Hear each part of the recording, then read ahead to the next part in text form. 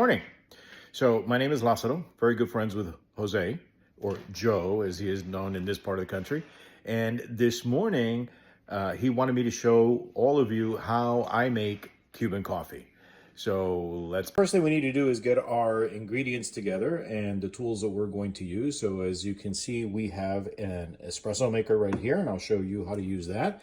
We have our Cuban coffee, and there's many different brands. This morning we are using Cafecito, which is how it is pronounced. And we have some sugar. Now you can use different types of sugars. Depending on the sugar that you use will be the flavor that is given to the coffee. This is a sugar in the raw, gives it a little bit of a sweeter taste. If you use totally raw sugar, brown sugar, it contains some molasses, so you will get a little bit of hint of molasses on it. And you can also use just regular white refined sugar.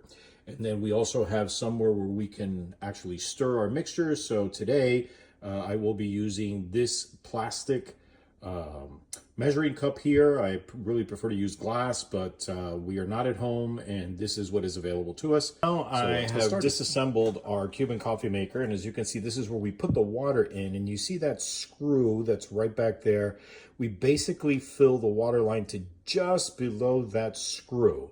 And once we have filled that up, then we get our coffee grounds, our espresso grounds, and we put it in this filter right here. We compact it a little bit, not too much, because it will have a tendency to clog if you compress it way too much.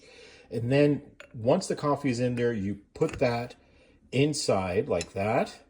And then on the top, we will go ahead and screw the very top of the coffee maker in there. And that is the setup. And then once that's ready, we go ahead and put it on high heat on top of the stove. And that's where we'll all right, so we're making Cuban coffee. And as you can tell, we have the Cuban espresso maker there. And what I did was I filled it with water just below that screw that's right there. And then on the filter that goes on top, I put in the actual Cuban ground espresso. And I compacted it a little bit, not too much, because it can get a little stuck and not enough water flow going through. So what we're going to do is I have some sugar here. I have about 3 teaspoons of the sugar in the raw. And as soon as the first little bit of the espresso starts coming out, we're going to get some of that and pour it in here. And we're going to make a nice paste. And that's where we're going to go ahead and pour the rest of the Cuban coffee in. We're going to have some really nice foam. And here comes the first part, as you can see, of the espresso coming. So we're going to close that, and we're going to pour a little bit in here, and that should be about enough. We're going to leave it there, let it continue to percolate, and we are going to stir this up until we make a nice little paste.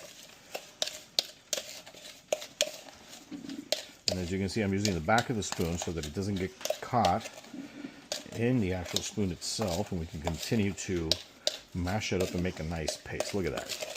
It's amazing. Now we can stir it around a little. And as you can see, as we do this, it turns a much lighter color, and it also incorporates some air in there, which is going to help with the actual foam. And there it is, totally percolating. And you just continue doing this.